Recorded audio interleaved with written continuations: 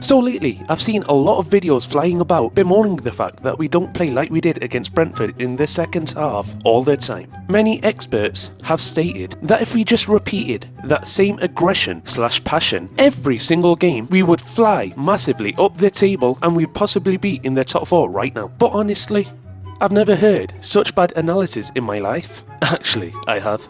Pretty much every time we make a new signing, we have a new Keane on our hands, a new Ronaldo on our hands, or even a new Martial on our hands. So my argument is, opposing the argument that other people are putting forward, is that the application, desire and hunger of the players in the reign of Erik ten Hag has never been in question. And therefore, my argument is that the blame, or the majority of the blame, lies on the tactics of our manager, Erik ten Hag. Yeah, it's all great and entertaining when we pull off a win like we did on Saturday, but there's no way at all that we can repeat that against a better quality of opposition. But why? Well, because better opposition are more equipped to be able to soak up the pressure that we cause with the players flying in, with all of our players pressing like maniacs, and eventually they work out how to bypass our press, and they work out, although it's not very hard to work this out, how to bypass our wide open midfield. And to back up my argument, to keep things short and concise, I'm only going to give 2 main examples to show, rather than the players and their attitude,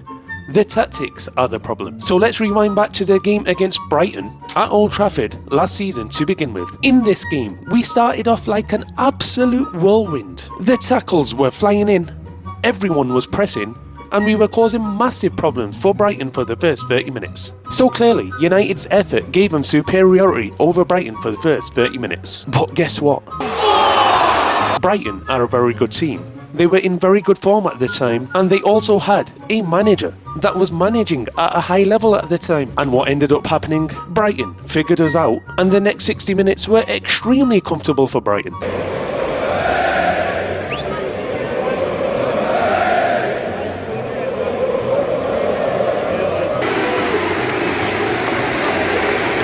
And boos once again as the final whistle was blown. As I said, effort can only get you so far. Which nicely leads me onto my next example, Copenhagen at home not long after the Brighton match. And rather than me giving you a summary, just listen to my voiceover at the time. And I was now ready to witness one of the most boring 45 minutes I've ever seen at Old Trafford.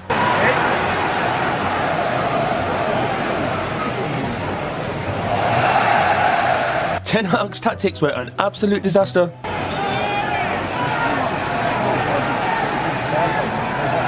Fans around me were falling asleep. But as we came out for the second half, the players thought, F it, let's throw the non-existent tactics out of the window and let's see how far some grit, passion and energy gets us. Go on, Rashford! United were on the charge. Go United! Go United! Copenhagen were now under siege. This was a stonewall penalty, but unfortunately, it wasn't given as Bruno was deemed to have been offside. The Shretford end was now roaring. Rising!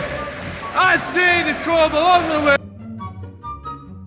Garnacho, just like Rashford, probably should have got us another goal. But not to worry, as the main man Harry was now on the charge. Go on, Harry! Go on, Harry!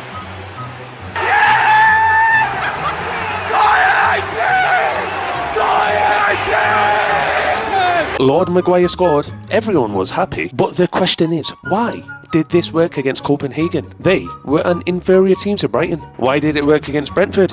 Because they are an inferior team to Brighton. And there are numerous examples of this. Just look at Liverpool at home this season. We started off once again like a whirlwind, once again for the first 15 minutes. We had Liverpool under pressure, but because they're a good team, and they have, and it's quite early to say this, but they have what seems to be a decent manager at their helm, they worked us out. They kept us out for that first 15 minutes. They ensured we didn't score, and eventually they were able to play out of our press, pass the ball through the massive gaps that we leave in the midfield, and eventually they came out as 3-0 winners. Another example, City at home last winter. We were pressing for the first 30 minutes. We were doing okay to decent. We created a couple of half chances, but because City are so good, they just passed the ball around, slowed the game down, and United, looked absolutely clueless for the rest of the game, as clearly we have no plan B. So in conclusion, to always boil down poor results to the lack of effort from the players is completely disingenuous. To beat good teams, you need something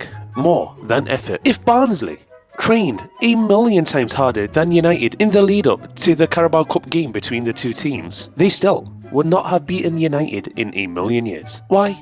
Because United are a better team, and United are more well coached than Barnsley.